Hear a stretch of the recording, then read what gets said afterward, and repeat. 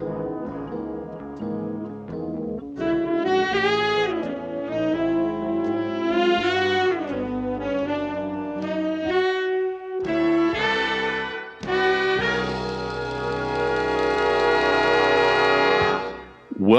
to Steele Watching.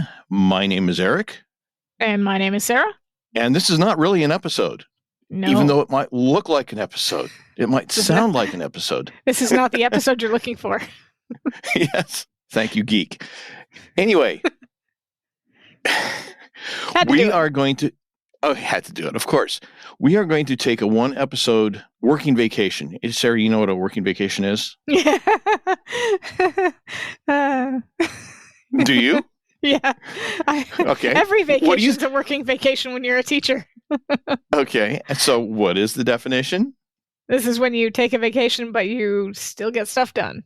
Okay. Or am I wrong? My definition is, well, I was going to say, I mean, you're technically correct, but my version of it is everybody else thinks you're taking a vacation, but you're actually working just the same as normal.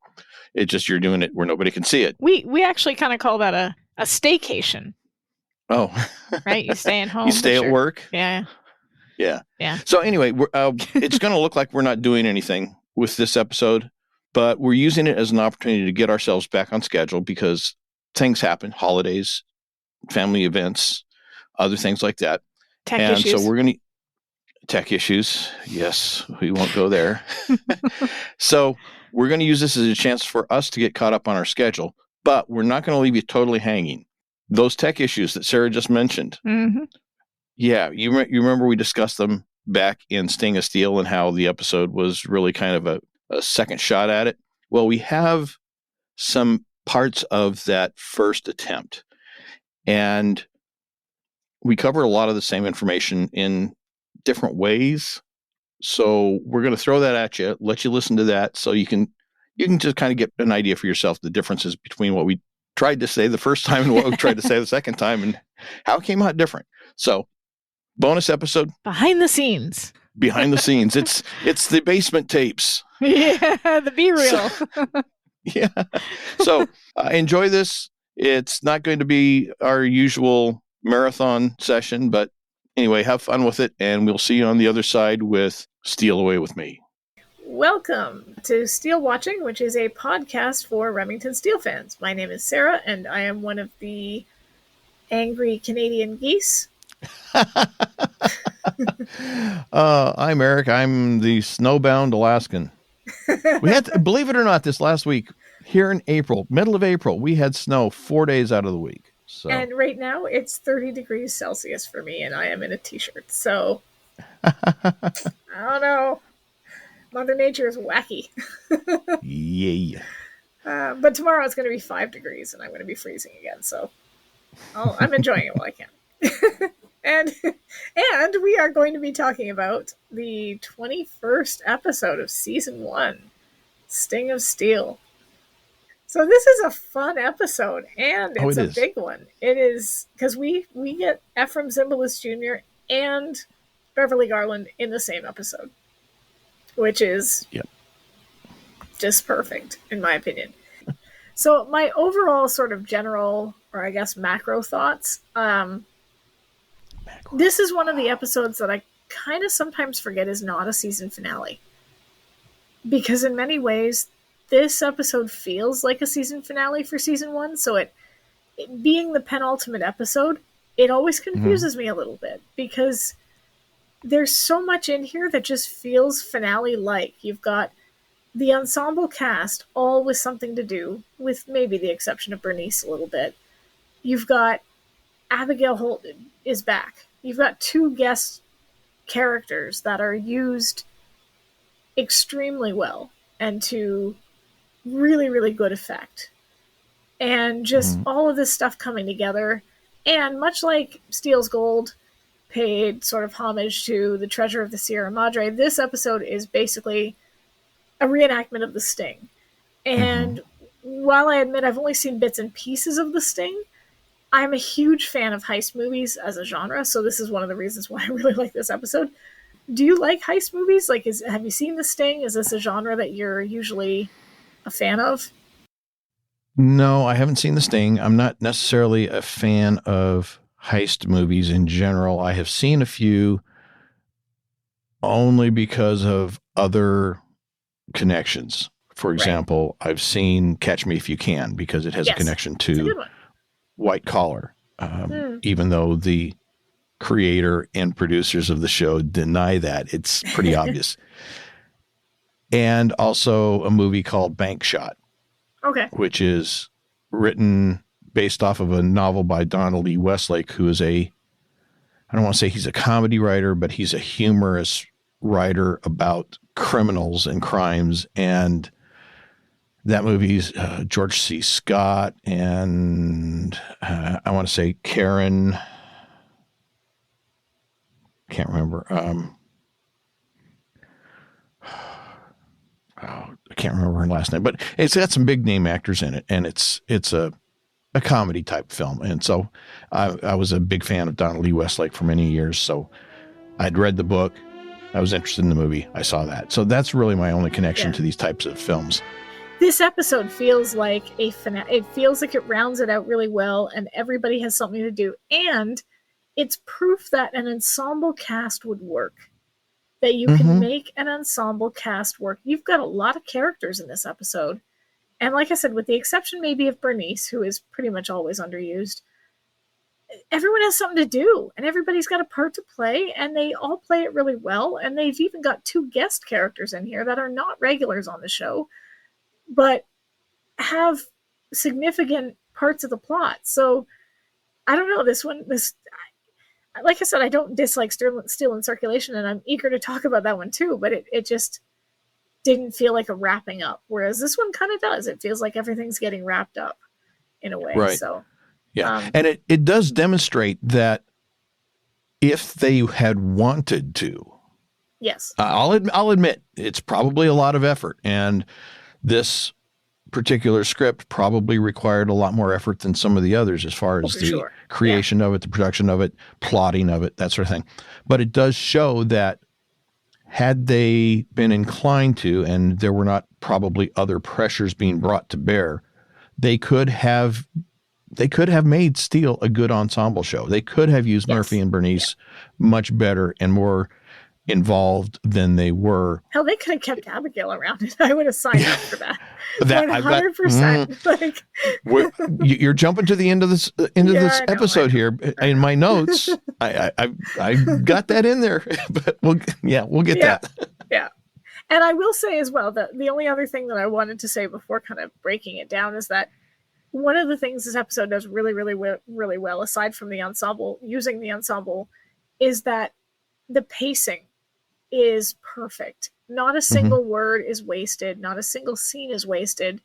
This is an episode that could have easily been a mess because there's so much going on, and there's so many moving pieces that they had to kind of fit together. Whereas this, it just works, and it works so well that you kind of just go, why couldn't we have gotten... Oh, you know what? Sorry, I just have to pause there. My recording got paused, so I might have a chunk of my recording missing. I just started it again. Okay. It's only 2 minutes. I don't know if it'll matter too much. We can probably, if there's an issue, maybe re-record the beginning. Yeah. But I just we can come back to do that if necessary. But no, let's go ahead and go on. Okay, I still have a message here, though, that says audio input source has been disconnected, recording has been paused, but now it's actually moving, and it looks like it's recording, so... I closed it. Yeah, my curse is continuing. I think it's okay, because I'm getting like a timer, and there's time, and it's moving, and I can stop it, so theoretically that means it's going. Yeah, I don't know. It's... what can I say? Anyway, let's carry on. Okay. I don't even remember what you were saying. Something about... I was just talking about pacing. Yes, pacing. Okay, pacing was good. Yeah. Well, you know, in some ways, you could compare this to Steele's Gold in that sense, because, again, it had a lot of complications, and even though it wasn't a bad episode, it was difficult to follow because of all the complications, and the pacing on it was still okay, but yeah, it was hard to follow with all those people. And this one has a similar number of people. Yes. Yeah. But it works well. It works really well. And I think part of the reason it works really well is because we know Abigail. And even though we don't know, I mean, for those people who are just starting to watch, don't know Daniel Chalmers, he knows Steele, and there's a bit of a shorthand there that we can fill in the blanks. So this is somebody from his past. This is somebody who is, obviously a con man, and Steele is... There's enough there that sort of fills in that gap that allows us to just kind of go with it. Yeah, we don't have to give the backstory to create the situation so that we understand it like we had to do with something like Steele's Gold. And they're not switching. I mean, I guess they are switching identities every other second, but we're in on the joke, I guess. Whereas with Steele's Gold, it was like, oh, no, you're not this person. Now you're this person, and you're not this person. Who is everybody? Well, in this one, they're just changing their names. They're the same people. They're just changing the names that they're using to present themselves with. Whereas in Steele's Gold, it was not just that they were changing names. They were changing names to somebody else's name who was actually in the episode, who was using somebody else's name, who was actually, it was so very confusing. Okay, so, I mean, overall, it's good. It's done really well. So we start we beat that horse to death. Yeah. Of course. The casino employee is watching the thing. He goes into Hoskins' office to tell him someone at the roulette table is cheating. And of course, Hoskins says, great line, customers don't cheat us. We cheat them. This can't happen. So then Daniel gets up, pretending to be beaten. He decides to leave, as does his partner, who cashes in the winnings. They meet at the coat check, and this is clever. They meet at the coat check and switch the bags. Daniel leaves with the money.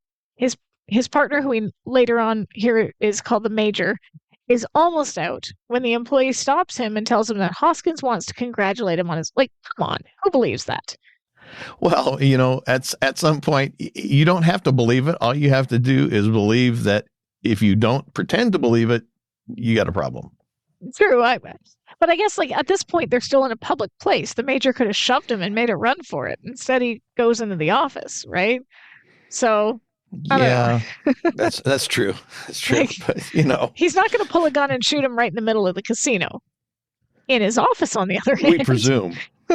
We presume.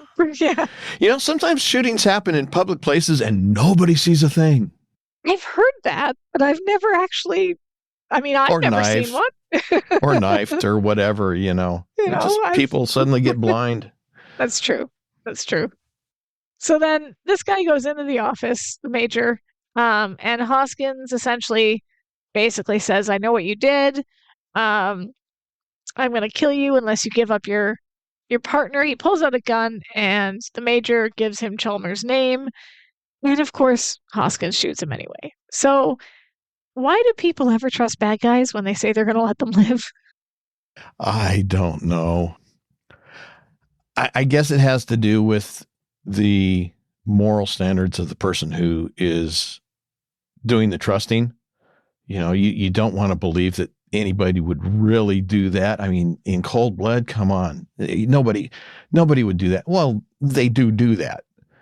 And I guess that's just a frailty of human nature to want to trust people to have the same moral standards that you do and expect them to behave in the same way you would and not be able to conceive of somebody saying, no, I have no moral standards whatsoever. And it's one of those tropes that we see in almost every sort of action film or movie that is like this, where you get the bad guy reveals his scheme and, one person who has some moral stands up and says, I can't be a part of this.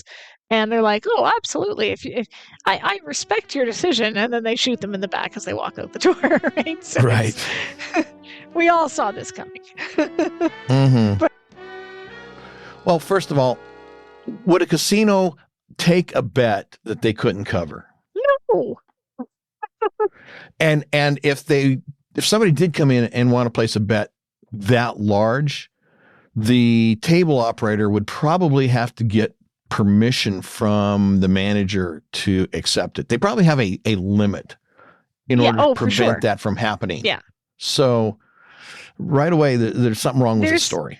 And that was the question I had written down was, should Hoskins have been a red flag at this point?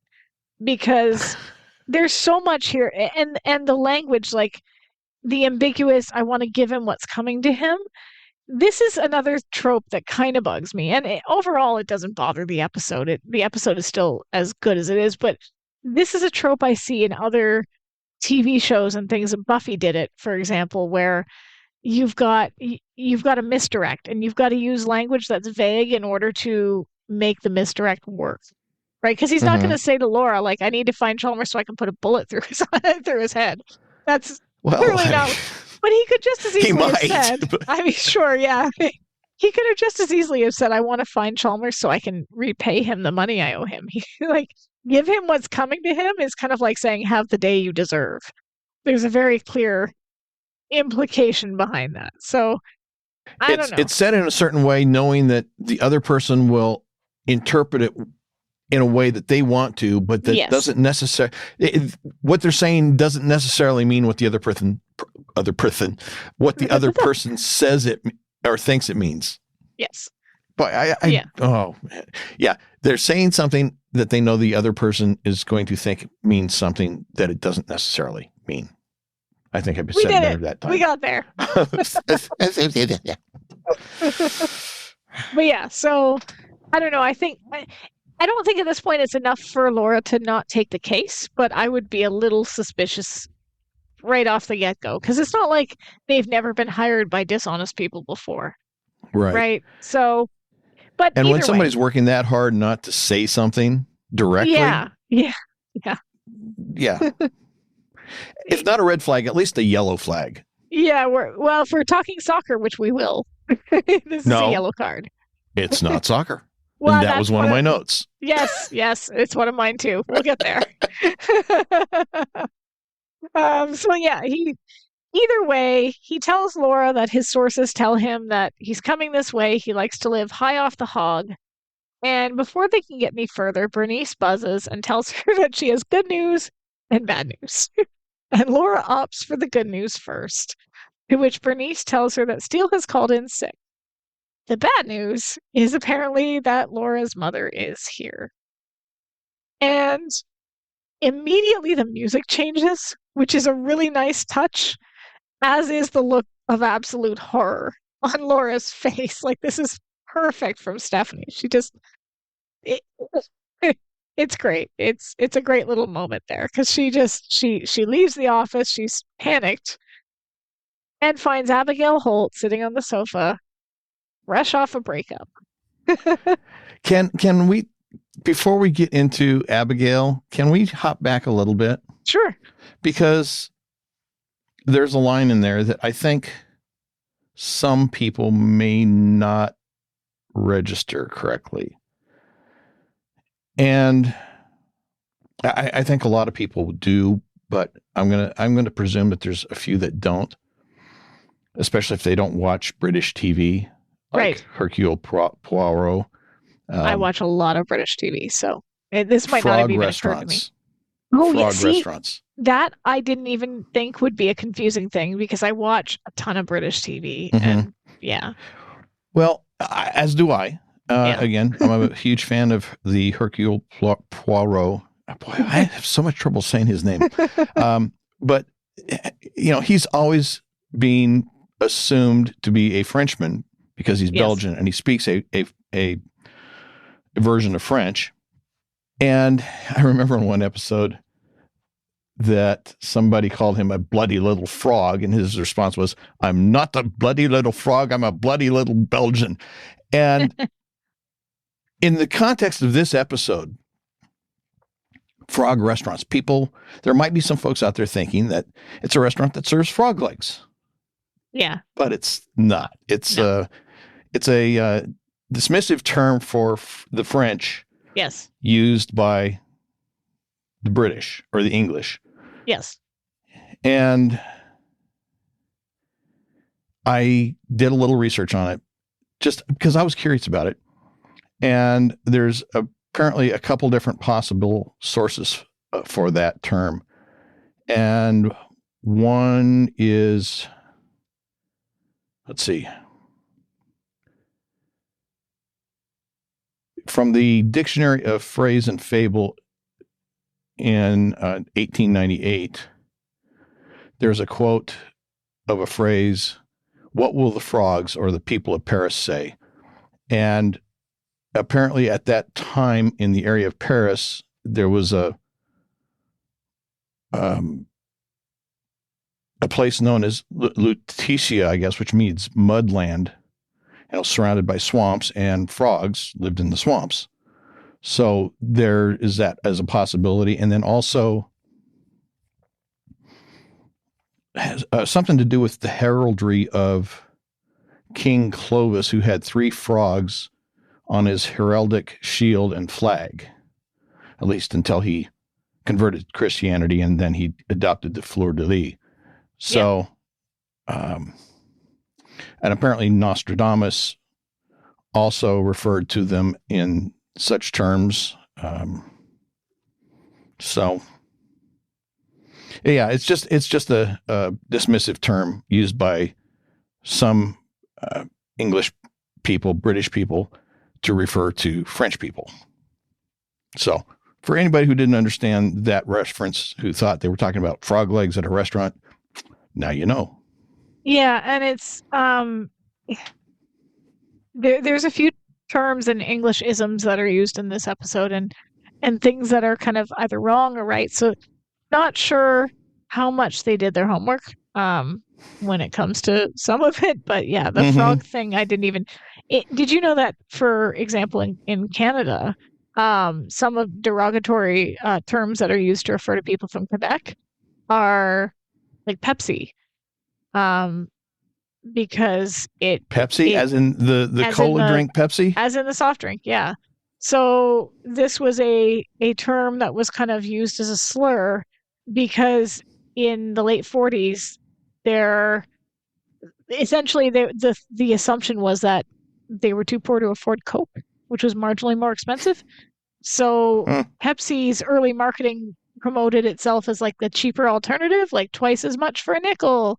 Pepsi is the drink for you, sort of thing. So, yeah, it was more common, and it was used as well as pea soup, because pea soup was another. It was, so yeah. If you don't understand some of the more localism references, and that's Quebec French, not France French, so it's different. But yeah, I did notice that, but I honestly didn't make a note about it because it didn't occur to me. So good job.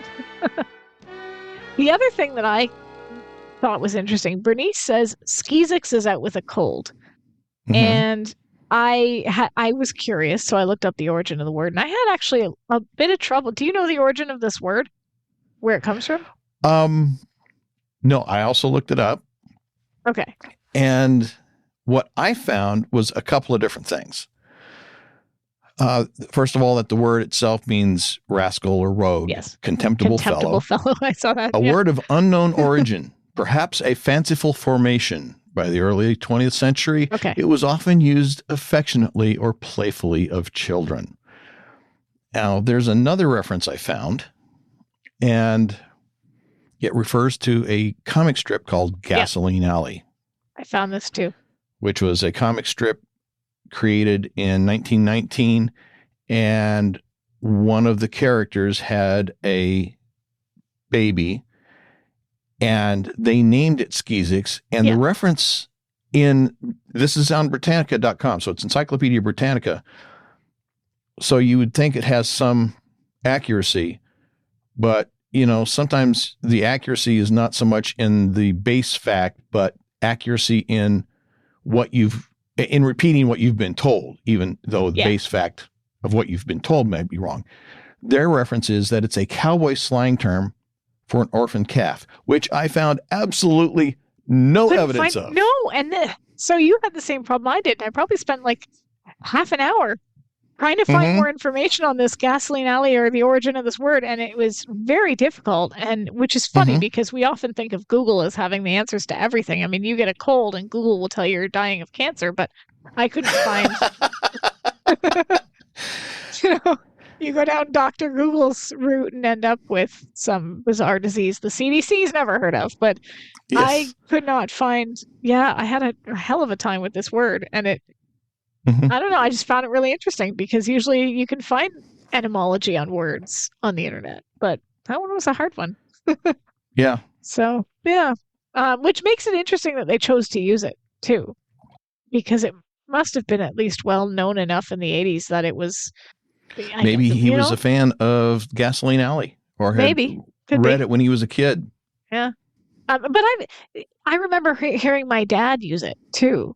In that sort of rascal and contemptible fellow sort of way. So, and that's clearly how Bernice means it because she skis it because that was a cold, right? So, 30 Seconds Over Tokyo. Think about it. It's a movie, 1944 movie based on the 1943 book of the same name, which is the story of the Doolittle raid on Japan shortly after the war started.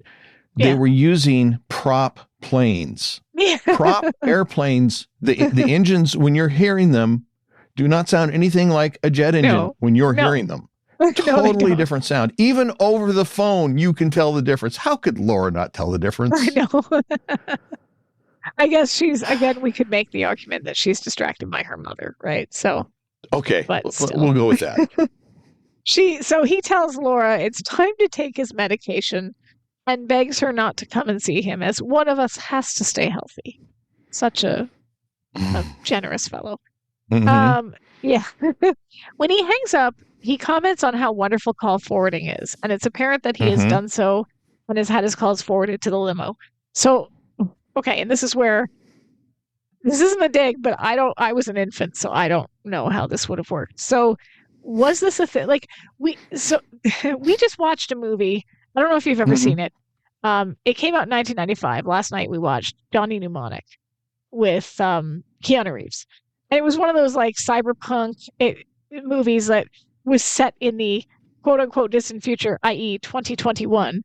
And it was one of those movies that had a bunch of technology that didn't really exist yet, but kind of did. And they sort of played with it. So I'm wondering, is this one of those instances where they're taking something that sort of existed and making it do more than it could? Or was that genuinely a thing? Could you do that? Yeah. Yeah. Okay. Yeah, you could do that. You had to type in a code, and I don't remember what it was now. It was so long ago. Although I think you could still do it even on cell phones now. But yes, you could have your calls forwarded from one number to another number. Of course, it originally started internally with in-house telephone systems. So you had this massive telephone system, and you could transfer it from one extension to the other, with an auto forward. But yes, call forwarding was a thing. Okay. And it would have been able, I'm sure you would have been able to do it to a mobile phone like this as well as a landline. I mean, he's kind of risking it getting found out if Fred mentions it, but. It's not Fred. Oh, isn't it? I didn't even notice. No, someone else? I noticed that Fred is not in this episode. I don't know who that guy is, but he's not Fred, and they need to bring Fred back. Did he swipe the limo? Did he just straight up steal it and hire his own dude? Hey, he gave Fred the day off and brought somebody else in who didn't know any better. Okay. Didn't know Laura and wouldn't go run into Laura or let something slip. Wow. I hadn't thought about that, but that's probably what happened. Yeah, because to be honest, I wasn't even looking to see who was behind the wheel, right? Like I was just kind of focused on what was going on with the phone call and stuff. So it didn't occur to me. I really wasn't noticing it either, but when I was watching it and taking notes, it was like, wait a second. And I actually had to go back and slow play it and pause it to look, and it's not Fred anywhere in this episode. That's crazy. Yes. Okay. Smart. Steele is getting smarter with his deceptions. Yeah. And then we've got Laura going into the office where Abigail has calmed herself, and asks what's wrong. Abigail does her usual passive-aggressive response of, "Oh, I don't want to burden you."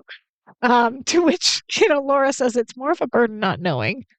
And Abigail tells her that she hasn't been in a relationship for a while until she met Dr. Harvey Fennerman, a children's orthodontist. Those tiny little teeth. She claims they met at a seminar on plaque. And here's my question, because she says, I like to keep current. And it seems to me in most of the fan fiction that I've read and everything that I've read about Abigail's backstory is that at one time she worked as a dental assistant of some sort. And this hygienist line, is my guess. Yeah, this line sort of seems to hint that way. Is that fanon or canon?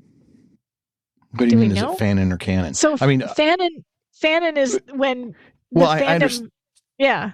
Yeah, I understand the question. I don't understand the context of the question, because here in the script, she attended a dental conference with Darby, where she met Dr. Harvey Fennerman, right. And she likes to keep current, which means that she is in the dental profession, either as a hygienist or a dentist or in some other professional capacity. So, I mean, it's right there in the episode. Okay. So I just now wasn't the sure details as to whether she's a hygienist or a receptionist or a lab tech or whatever, then we get into the fanon. Okay. But that she's in the dental profession is canon. I just wasn't sure if it was one of those, like, I went to a conference, because sometimes you get old, and not even just older, but people who like to know things in all sorts of capacities and all sorts of topics. And so they'll attend like talks and conferences and things like that. So I wasn't sure if it was just one of those, like, she's retired and so she just, quote, likes to keep current, i.e. something was in town and she went to it, or this was a former profession of hers and she was attending as a person who was trying to keep up to date. I understand what you're saying, but I don't think this type of a seminar would be the kind of thing where you would allow civilians in. True. You would have to be a certified member of the dental profession in some capacity, and this would be relevant to your profession. That's how I read it. I could be wrong, but that's how I read it. That makes sense. It was one of those things where it just, I wasn't sure, because this is, I don't think it was ever explicitly said aside from that line. We don't know what she did specifically. And Laura never really says. Laura just talks about her mother's reaction to her father leaving, but never talks about, obviously they would have had to make money somehow. So yeah, I guess. And it's interesting that they take this about Abigail and Dr. Harvey Fennerman, and then they transfer it over to Donald and Francine. Yes. Yeah. But isn't Abigail a drama queen and kind of like the female version of Remington Steele? Yes. As far as her drama queenness. Oh my God, she is. Yes, absolutely. And I guess she grates on Laura's nerves the same way that Mr. Steele does when he's, going off on a tangent, right? So and making up some bizarre story and trying to get sympathy. Yeah. That's exactly what she's doing here. Yeah. And then she says that before they could go, he proposed, and Laura immediately thinks that she means marriage, that they bring his wife along so that they could get to know each other. Did Abigail? So, okay.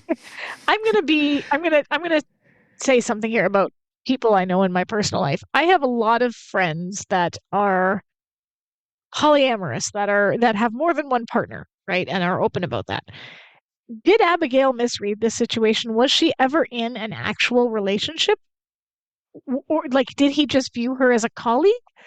Or was this a situation of Harvey hoping to get some sort of threesome or polyamorous relationship? Like, I don't understand how you could invite your wife along with your girlfriend and want them to get to know each other unless you were A, trying to get to know each other, or B, that there wasn't an actual relationship and Abigail just thought there was.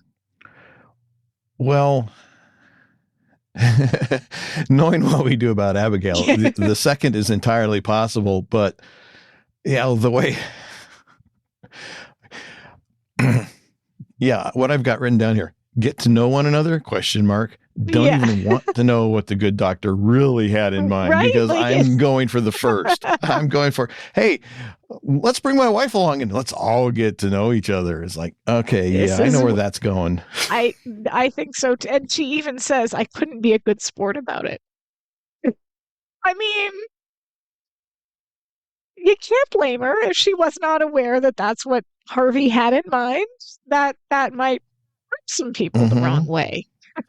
Yeah. So yeah. Yeah. Well, especially if he kind of kept the fact that he was married a secret up to that point. Yeah, and that was the only thing that led me to think maybe it was the former, that maybe they were professional colleagues / friends, and he maybe said, hey, there's this thing in town, you might want. I guess she thinks they're going for just a weekend away, but like, I don't know, it just feels to me that back then in 1983, back in the old days, back in the day, yeah, I think most men who were married, most women who were married, wore a ring. I can't imagine Abigail not noticing if he was wearing a ring. well, I guess if you're cheating, you'd take it off, right? Exactly.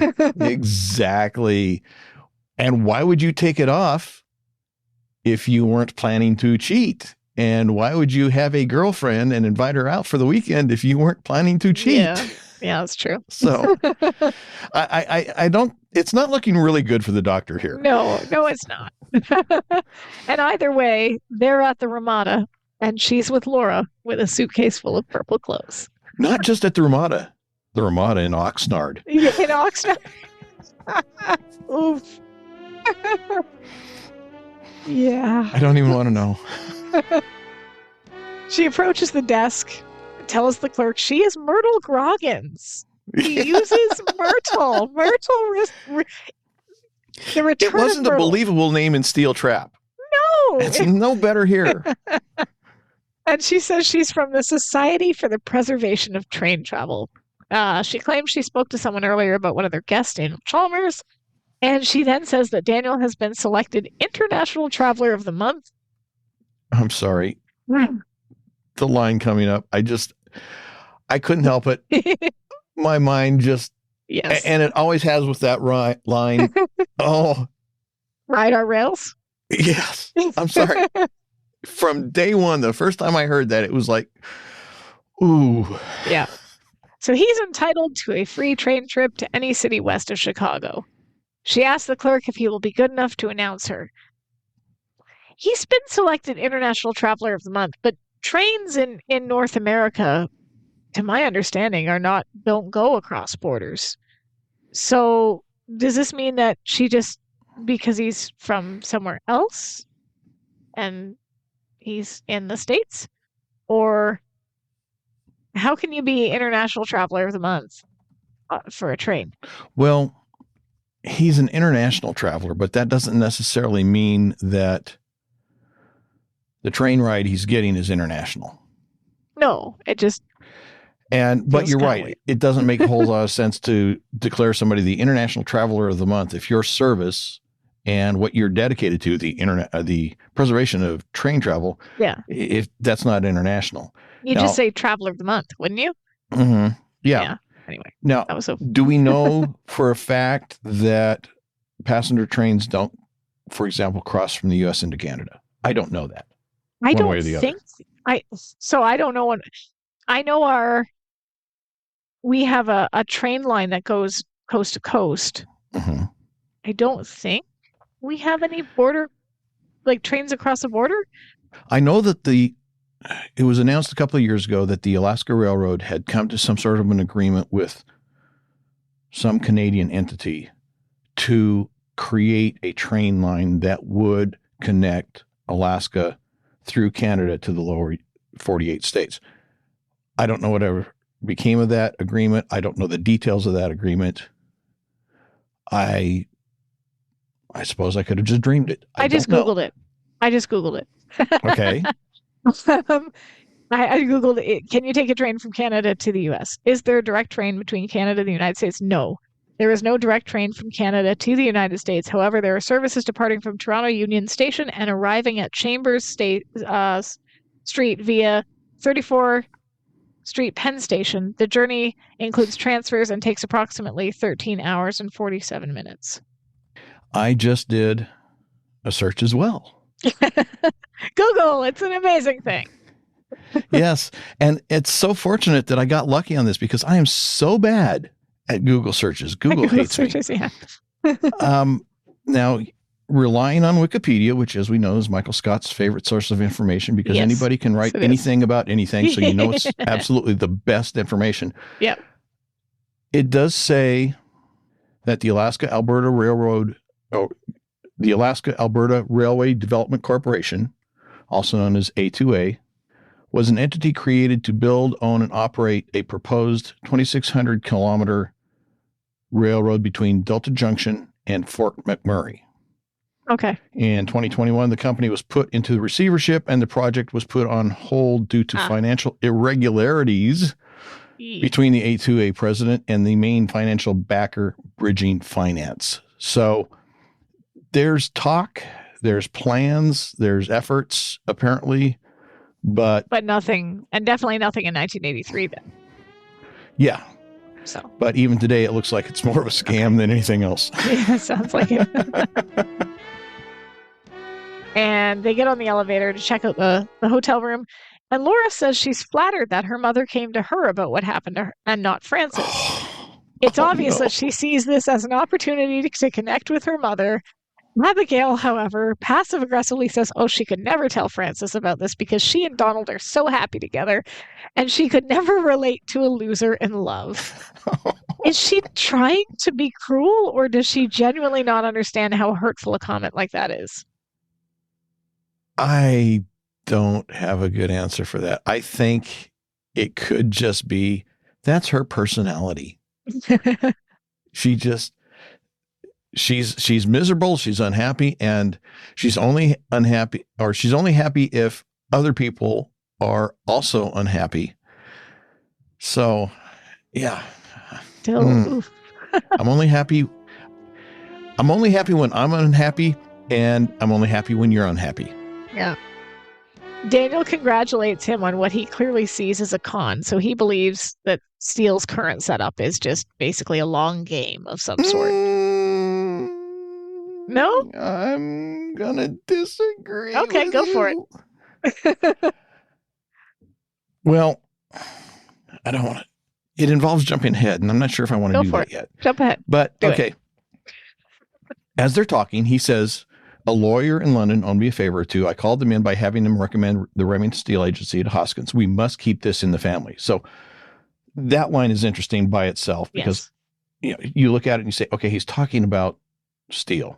Yeah. But later on, when Laura comes in and they're waltzing, she says, tell me about the man I euphemistically call Remington Steele. He doesn't bat an eye. Oh, for sure. Yeah. He knows that she knows that he's not Remington Steele. So at various points through this, there are just little hints. Daniel says, our paths he's talking about Remington Steele. He says our paths crossed occasionally and we kept in touch as best we can. I think Steele has been keeping Daniel up to date on what's been going on. I think Daniel knows everything about this situation. No, I agree with you.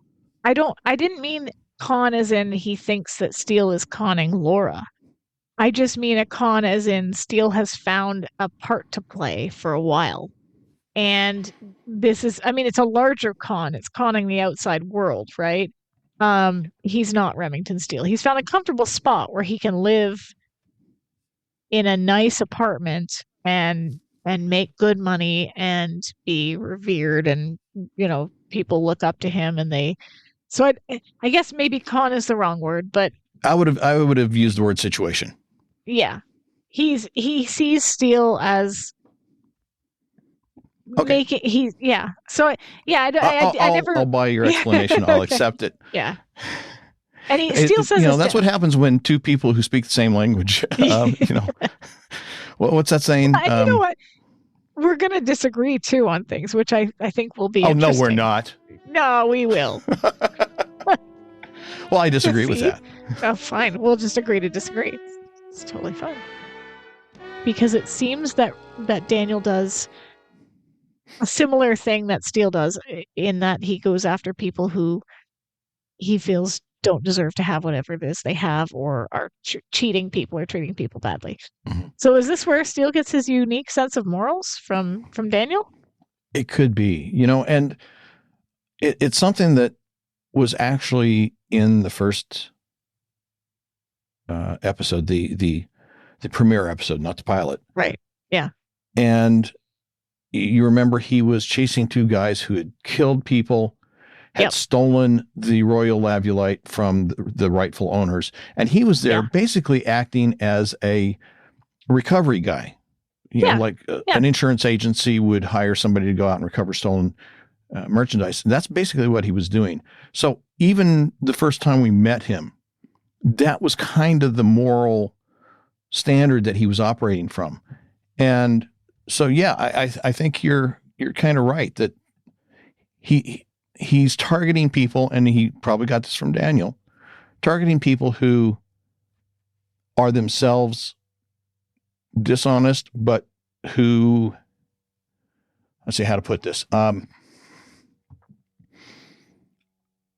The people that they are targeting, that Steele and Daniel are targeting, are dishonest people who have targeted other people in a more malicious manner. Yes. They kind of see themselves maybe a little bit as the Robin Hoods. I even had that in my notes, real life Robin Hood ? Right? Because that's kind of what they're doing. I mean, they're doing it for themselves. Daniel wants the money for himself. He's not giving it to the poor. But if you're stealing from a thief, is it really stealing? Yeah. Okay. That's a philosophy question that we won't get into, but I think that's kind of the premise that they're operating from. Yeah. Yeah. And I guess as well, if you steal from a thief, they're less likely to go to the police. Oh, sure. Right. Because although they might take you back into their office and congratulate you on your good fortune and then shoot you in the head. You're kind of right about letting Laura know, but at the same time, we've noticed what a lousy undercover person, what a lousy actress Laura is. Do you think Steele hasn't noticed? I mean, true, but one false step and she might get a bullet to the head too. Yeah, but I'm thinking that Daniel and Steele are thinking that, okay, she's working for Hoskins. All she's doing is the detective work. She's not really involved in what's going to be the con. She is just she's just there as the hired help, basically, as far as Hoskins is concerned. And how would she even possibly know about the con? Well, but she does find out. Yeah, but I'm thinking at this point, their perspective is the fact that she's not part of the con, the fact that Hoskins came to her is a bit of protection for her. True. It's kind of weak, but I'm thinking it's weak in the sense that Steele knows how good she is. And yes, I don't think. Yeah, and that's kind of what I mean. Yeah, that's kind of what I mean is that it's kind of weak because it's going to fall apart. Yeah, because she's going to figure him out. Yeah, but at this point, that's apparently the best that they've got, and they don't want to let her know because she's such a lousy actress when she's undercover that would spill the beans, and that might even put her in greater danger. I don't think that's why Steele doesn't want to let her know. I think he's afraid that if Laura comes face to face with his mentor, I don't think he's comfortable asking her to be part of a con. I think that whatever tenuous relationship they've built, he's afraid is going to come crashing down, because look what happened with Felicia. Ironically, the last time Abigail showed up. But he asked her to go steal a painting with him. He did, but this is his past. This is his own shady past, which, to be fair, Laura has never 100% been great about. She has always suspected him of whatever shady dealings and maybe made things up in her head as to things that he's done, or I think there's a moral element to it here that he's worried about losing respect from her or losing. I'm not even sure, but I don't think he's so private about his past that I don't think he wants Laura to see it come walking through the door. I'm going to say it could be either or both. I mean, you could absolutely be 100% right. You could be 50% right, and I'm 50% right, or I'm right. I don't know. I don't think we really get enough here to make that we don't. Final judgment. I still am more leaning toward she's already in the bad spot. Daniel's put her there. Yeah. And if we tell her she's a bad enough actress, she's going to spill the beans, or she's going to make it obvious that there's something going on because she can't keep a poker face going on it. So she's going to be in less danger in this situation than if we told her and she blew it. But no, I can see what you're saying. There's also the fact that any information that we, the audience, have gotten about his past has been information, as we know, that Steele has delivered to other people. Right. And Steele in the news, we got his backstory, or at least a chunk of it, but he delivered it to Agnes. And here, Laura finally gets that backstory, which comes later, but it's from Daniel. I was going to say, but he doesn't give it to her. Daniel does. Yeah. Right. So I think maybe he's worried that some of that will come out because he doesn't want her to know it. We've seen that. If he did, he'd have told her. Right. But maybe there's some shame associated with the fact that he was young and angry and on the streets and not as polished and sort of stylish and charming as he is now. Who knows? Well, I think he probably realizes about her. I think he probably realizes that Laura could piece some of that together already from what she knows. Yeah. Or make some assumptions based on what she knows. And that he probably wouldn't have gone into that much detail. You're absolutely right. He probably wouldn't have gone that far back into the past. So yeah, and, I don't think really Laura, when Laura asked Daniel about his past, I don't think I don't think Laura was intending for him to go that far in the past either. I think she was looking more about him as an adult, as a con man adult. Yeah. And that the fact that Daniel chose to take it all the way back to the beginning, that's an interesting question too. Yeah. We'll get there. Why do they continue to buzz the doorbell when he's already told them he'll be a minute? That drives me nuts. They just keep buzzing like, come on. He answered Some people do that. I guess they figure that if they keep pushing it, it's going to spur you on to be faster and get to the door quicker. It's like people who go to the street corner and they want to use the crosswalk, and so they'll hit the button and then they'll sit there and just pound on it, not realizing that most of those buttons aren't even connected. They don't even work. They're placebos in most places. Yeah.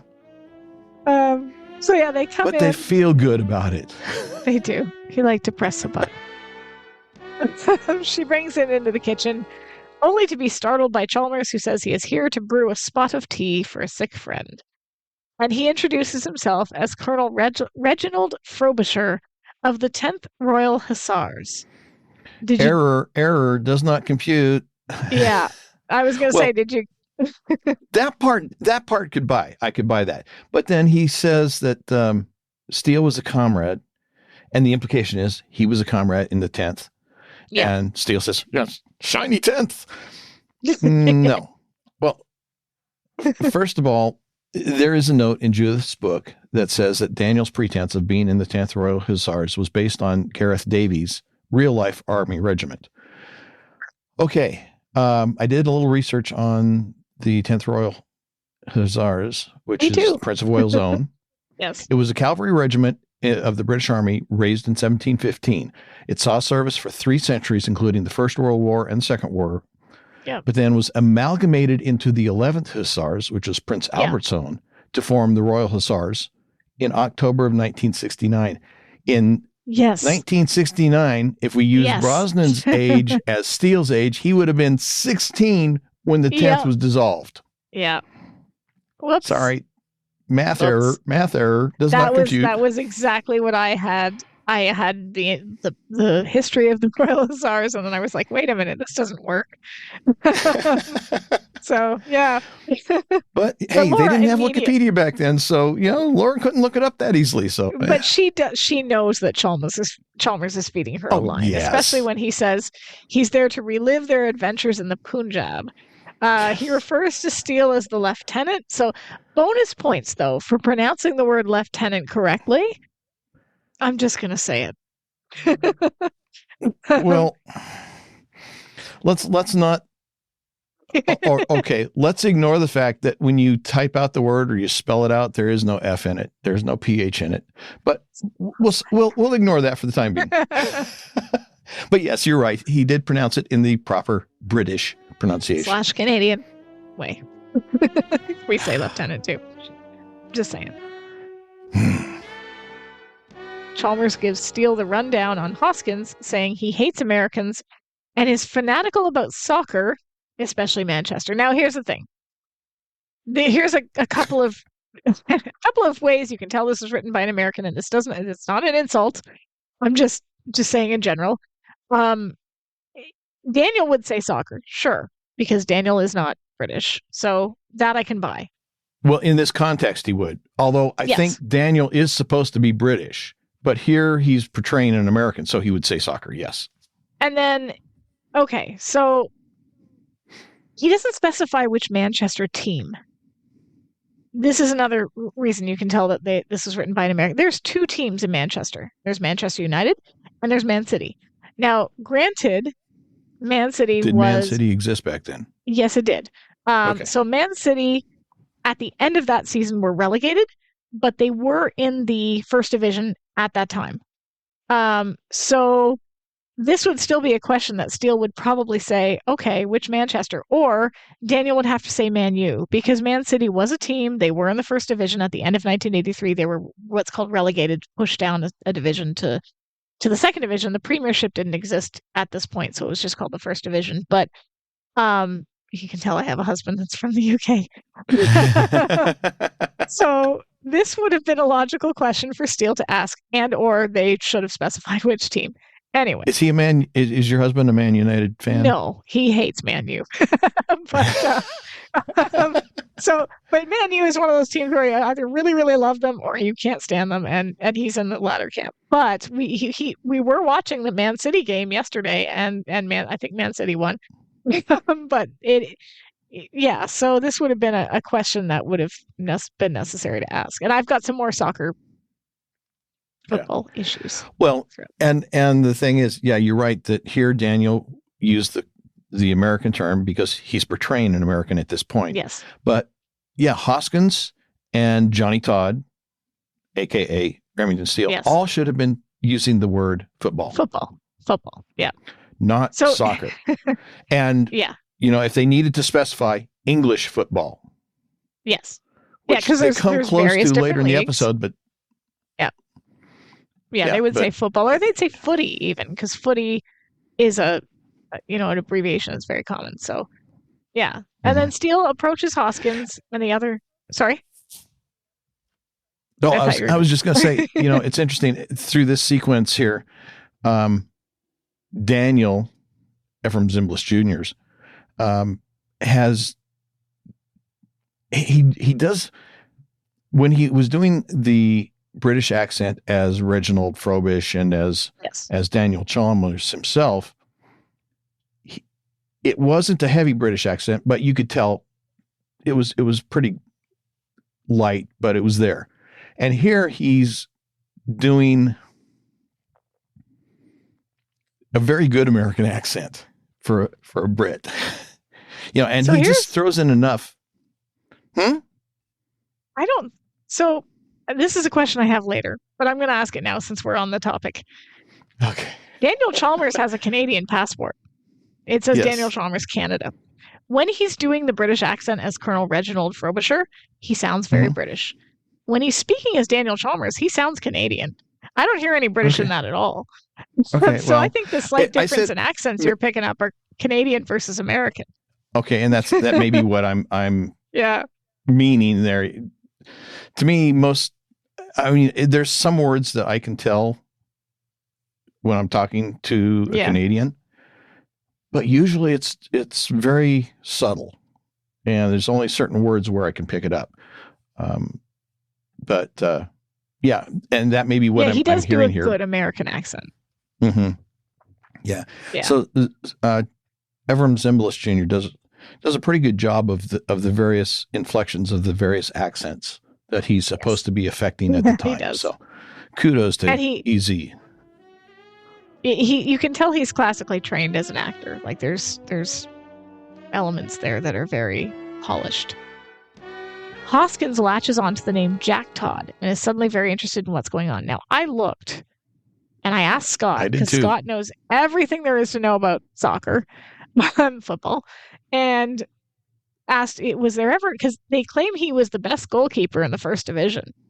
We couldn't find any evidence of a Jack Todd in the first division at the time he would have played at. The source I found, and I wish I had made note of it, I didn't.